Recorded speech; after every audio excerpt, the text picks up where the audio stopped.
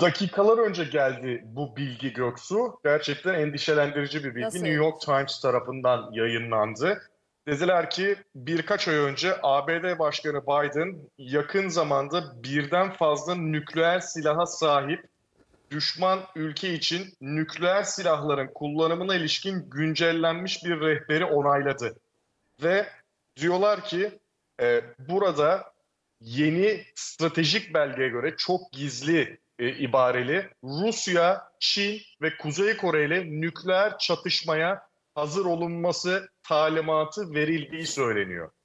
Bu gizli ibareli belgenin neye dayandırıldığı noktası ise şöyle açıklanıyor. Pentagon'un bir strateji raporu var. Burada Çin'in 2030'a kadar 1000 nükleer silah, 2035'e kadar ise 1500 nükleer silaha sahip olacağı, hatta ve hatta programın da önünde ilerlediğini, gecikmeyi bırakın önünde ilerlediğini ve bu sayılara daha erken ulaşacağını söylüyorlar. Bu noktada Mart ayında her 4 yılda bir güncellenen nükleer silahları kullanma rehberinde Rusya, Çin ve Kuzey Kore ile çatışmalara hazır olunması talimatı verildiği ve bu konuda gerekli düzenlemelerin Amerikan ordusu tarafından yapılacağı söyleniyor. Tabii son dakika olarak girdi bunu New York Times'da. Önemli bir bilgi çünkü sürekli konuşuyorduk biz de aylardır. Acaba Tayvan'da mı bir şeyler patlayacak? Acaba Rusya taktik nükleer silah kullanabilir mi? Acaba İsrail böyle bir şey yapabilir mi derken ABD'nin 3 ülke belirlediği Rusya, Çin, Kuzey Kore ve bunların birlikte çalışarak bir nükleer çatışma çıkarabileceği söyleniyor. Ayrıca şunu da belirlemeye çalışıyormuş Amerikan İstihbarat Teşkilatı. Rusya, Kuzey Kore ve İran'a nükleer füze programlarında yardım edip etmiyor mu? Bunu da belirlemeye çalışıyorlar ve Rusya ve Çin'in hali hazırda tatbikatlarda yaptığını belirtiyorlar. Bütün bunları göz önüne alarak bir güncelleme yapma gereği duymuş Amerikan devleti Göksu. Yoksa Çok bir şey ekleyeyim mi sen enteresan. burada? Biden gider ayak dünyayı yakıyor. Trump'ın dediğine de geleceğiz. Ben geldiğim gün savaş bitecek dedi Trump. Biden gider ayak ben gidiyorum herkes yansın dedi. O anlaşmaları Tam üzerine geldi. Amerika Birleşik Devletleri aslında şu da haritada anlatabilirim dilersen. Lütfen. The Economist dergisi bu hafta bir kapakla çıktı. The New Nuclear Threats yani yeni nükleer tehditler kapağıyla çıktı. Tam üzerine denk geliyor. Kapağa göre bir Amerika Birleşik Devletleri bayrağından oluşan bir şemsiye var kapakta. Ve o biraz delik deşik olmuş. Amerika Birleşik Devletleri müttefiklerini yeni nükleer tehditlere karşı acaba koruyamıyor muyu soruyor dergi. Ve 3. Dünya Savaşı senaryosu yapmış dergi kendince 6 adımda. Bizim burada yaptığımız senaryonun aynısını dünyaca ünlü bir dergi yapmış. 6 adımda nasıl nükleer savaş çıkar? Tam şimdiki mevzumuza denk geldi. Aslında bu The Economist'in senaryosu olmasını istediği senaryo gibi yönlendiren, hedef gösteren bir senaryo. Çünkü neden? Senaryonun 1. adımını okuyorum. Rusya bir NATO ülkesine saldırıyor ve nedense 1. adım Rusya'nın saldırısıyla başlatıyor The Economist. Bu belki Polonya mı olur? Kim olur? Soru işareti. Ama Polonya olursa o zaman Batı'ya sıçradı demek. Polonya, Ya işte Polonya'dan zaten- sonra Polonya'dan NATO sonra ülkesi. Almanya, NATO Evet. ülkelerine artık Şimdi tamam. 2. adım. Bu NATO'nun çok 5. korkunç. maddesi Bu arada devreye giriyor. Bu çok korkunç bir senaryo. Evet. 6 adım zaten The Economist dünyada olmasını bitti istediği demek. senaryoyu göstermiş. 6 adım dünya. 6 adım dünya bitti demek. Bak şimdi açıklayacak. Evet. Ama Şimdi sen işsiz kalmazsın, aç kalmazsın Coşkun Hocam. Son nefesine kadar yayınlara seni bu konuda takdir ediyorum. Öyle Coşkun öyle Hocam. deliler olduktan sonra. Değil mi? 2. Allah adımda korusun. NATO'nun 5. maddesi devreye giriyor. 3. adımda, şimdi burası karışıyor. Yani kapakta ne vardı? Amerika Birleşik Devletleri müttefiklerini koruyamayacak mı acaba? Yani Avrupa'yı ve NATO'yu koruyamayacak mı diye soruyordu. 2. adımda 5. madde devreye giriyor. 3. adımda The Economist'e göre birdenbire Çin ve Tayvan arasında ani, sürpriz, beklenmedik bir savaş çıkıyor. Bitti ama İddiaya zaten göre, bu senaryoda 3. Dünya Savaşı ya tamamen... burası karıştığı için derginin iddiası Çin de Tayvan'ı hemen fırsattan istifade saldırıyor. Bu senaryonun sonu zaten tas sopa. Bundan 2 sene önce miydi? Yılbaşı kapağında, yıllık kapağında geçen yılki değil ama 2024'e girerken değil. Bir öncekinde miydi galiba? Zaten Ya bütün Şeyi hatırlıyor musun? Kapalı aile vardı. Yani maskeli. Hayır, kapalı ve nükleer Evet, takmışlardı. The Next Catastrophe kapağı o. Yani bir sonraki felaket 2020'nin kapağı o. Heh, tamam 2020. Orada bir kedi, anne ve baba Anne, ve baba, çocuk evet, var. çocuk var. Hepsinde yüzleri nükleer şeyle kapalı. Anne kapalı, maskeyle. anne kapalı diye hatırlıyordum. Evet, evet, değil mi? anne Yanlış. Hatta Orta Doğu'da mı nükleer patlatılacak? Yani İran'ı mı? arkada bütün her şeyi İran'ı mı? resmetmişlerdi. Burada evet. Nükleer patlama vardı arkada. Nükleer patlama hepsinde bir kedide de vardı hatta. Evet, kedide de Nükleer var. kedide de vardı. Onu anlamlandıramamış. Neden kedide Ben var o zaman diye. Orta Doğu'da mı bir şey patlatacaklar olacak O çok diye acayip bir düşünmüştüm. kapak bu arada. Sıradaki Bence o çok felaket kapağı. evet çok sıra dışıydı o. Bak bu önemli, atlamayalım. Bir Rusya, hatta Avrupa'da bir ülkeye. Evet. Birinci adım. 2 NATO 5. madde girdi. 3. adım Çin beklenmedik bir saldırı yaptı. 4. adım, Hayır, ikinci adımda kim atıyor? 2. adımda NATO birlikleri teyakkuza giriyor. Tamam, Rusya'ya Yani Rusya'ya bir saldırıyorlar. saldırı gerçekleşiyor. 3. adımda Çin beklenmedik bir saldırı gerçekleşiyor Tayvan'a. 4. adımda Güney Kore, Kuzey Kore savaşı çıkıyor. Yani herkes fırsattan istifade savaş tamtamlarını çalıyor. 5. adıma geliyorum Göksu. 5. adımda İran'ın Amerikan üslerini ya da İsrail'i hedef alması var. Ama İran İsrail hedef alıyor. İsrail değil. Yine The Economist'in bize dayattığı senaryoya göre. Orta Doğu'da böylelikle zaten karışıktı. İran İsrail'e saldırıyor 5. adımda ve 6. adıma geldik. 6. adımda The Economist'e göre bir dünya savaşı çıkıyor.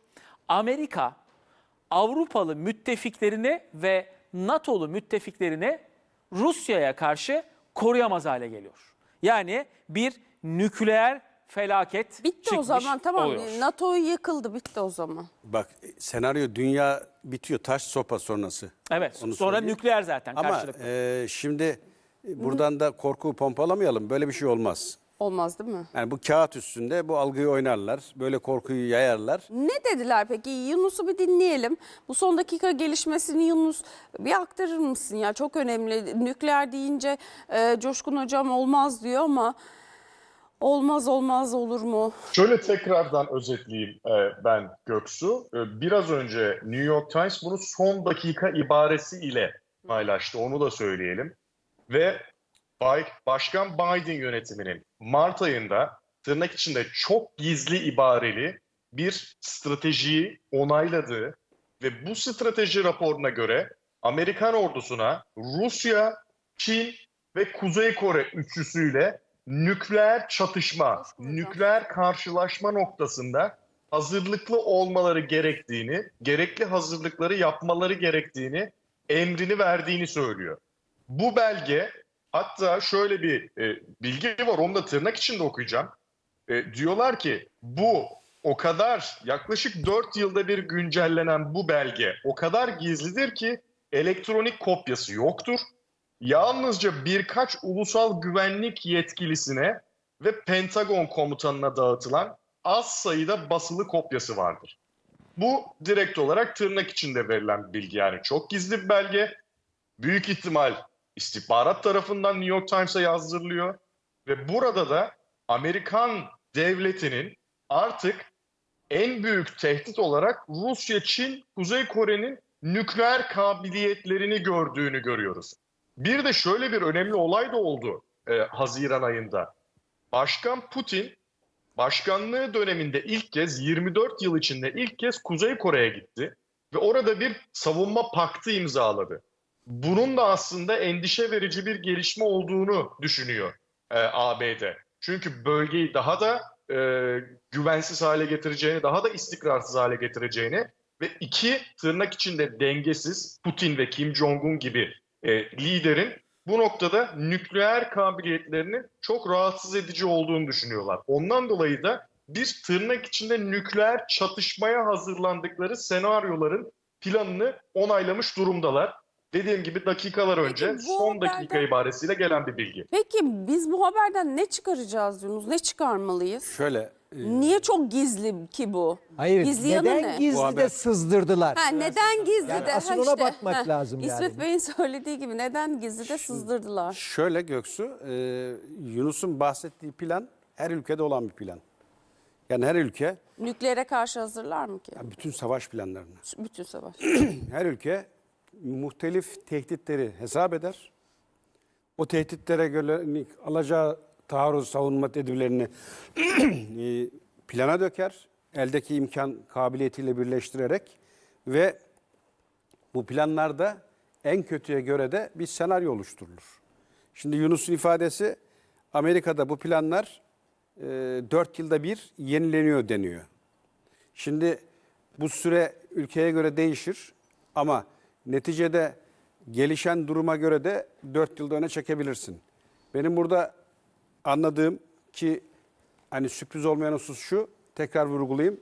Bu kırmızı planlar her ülkede olur ve her ülke kendi coğrafi konumuna göre bu planlarını oluşturur. Örnek Rusya. Hedef ne? Amerika. Amerika'ya göre bütün planlarını yapar. Oradan bir nükleer saldırı geldiği takdirde neyle cevap verecek?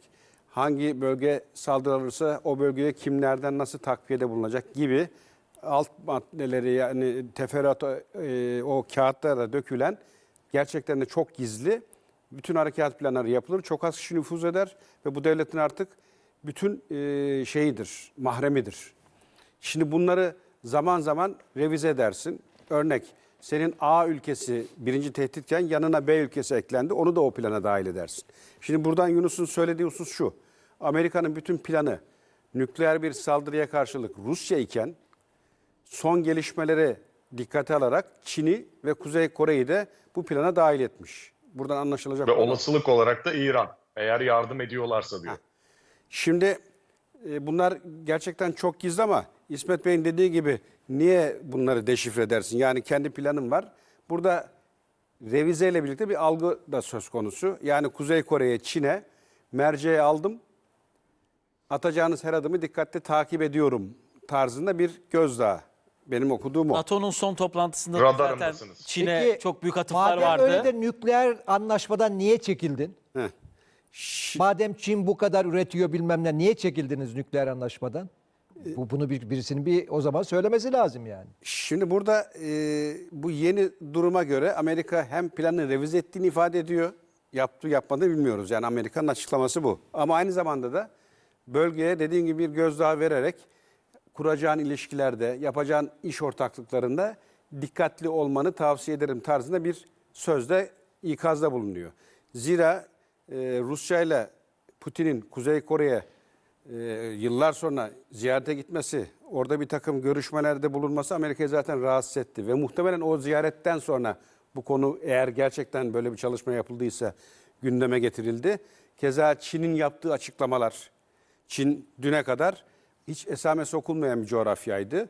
Önce ekonomik olarak kendini sahaya sürdü. İşte Çin malları, Çin ekonomisi. Ardından siyaseten kendini dünyaya kabul ettirdi. Şimdi Çin askeri anlamda rüştü ispat etme derdinde. Umman'da yaptığı tatbikatlar, oralara gemi göndermesi, Tayvan'la hani çatışma boyutunda Pasifik'te hiç alışık olmadığımız işlerin dönüyor olması aslında Çin'in de artık o siyasi ve ekonomik güçten sonra askeri gücümü göstereceğim dünyaya şeklinde bir çıkış olarak okunmalı. Ki Amerika böyle okudu. Okuduğu için de Çin'i de artık hedef listesine alıyorum. Dolayısıyla harekat planlarım, yani ulusların, devletlerin oluşturduğu planların kapsamına sen de giriyorsun diye Çin'e sözde bir gözdağı veriyor. Ama az önce işte Türker'in bahsettiği dergi, kapak, yani bu tür haberler ve bu Yunus'un az önce ifade ettiği hususlar bir algı operasyonu olduğunu görmekte de fayda var. Mesela Türker'in o az önce aktardığı husus çok tartışıldı. 6 aşama ve dünya yok.